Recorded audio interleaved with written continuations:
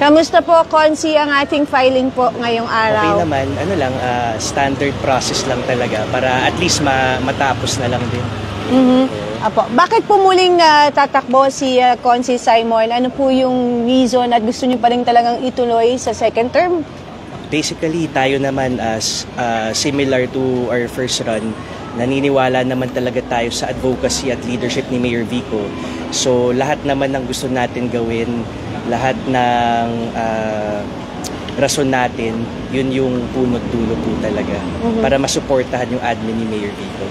So as an incumbent po, ano po yung hinawakan natin na committee and ano po yung ating, parang sabihin na natin, naging signature na nagawa para sa Pasig? Siguro ang isang pinakamagandang nagawa natin was last December 2022.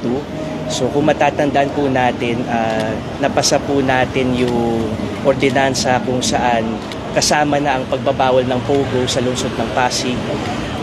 Tayo naman, binigyan tayo ng gabay ni Mayor Vico patungkol dito, and kahit papano nakakatuwa kasi sa huling sona ng ating presidente, na-adapt din itong direksyon kung saan meron na pong total ban ng pogo. So siguro, iba't ibang ordinansa yung napasa natin, pero kung meron po akong ma-highlight at kung saan po ako proud talaga, I guess ito po yung ordinansa na to. Ano pa po yung mga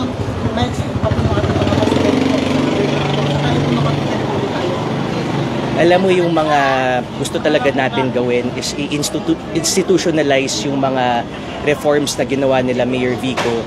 Bakit natin gusto i-institutionalize itong mga ganitong bagay? Kasi alam naman natin tayong mga public officials, meron tayong mga term limit. So ang ninanais lang natin, pag dumating sa punto kung saan mag-graduate na po tayo, at least itong mga reforma na pagtibay at napagwalakas na sa pamamagitan ng ordinansa.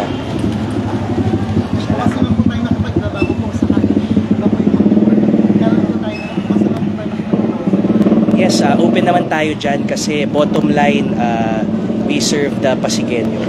Yan naman talaga yung bottom line natin lahat. Mensahe naman po para sa mga kapwa niyo po aspirants din. Ayun, ako naman I'm very lucky to be working with a good council. Sana lahat ng kasama namin, kami pa rin kasi we all know na same vision naman tayo as our mayor and our congressman and our vice mayor. So kung mas marami kaming magkakasama, mas mapapadali ang trabaho naming lahat. Lastly, message sa mga sumusuporta po sa iyo. Thank you. Ako naman, you can always expect me to be there. Low-key lang din, pero kung ano naman yung kaya ko itulong sa sarili naming capacity, nandiyan naman tayo to do what we can, especially pagdating po sa mandate namin, which is legislation. Okay.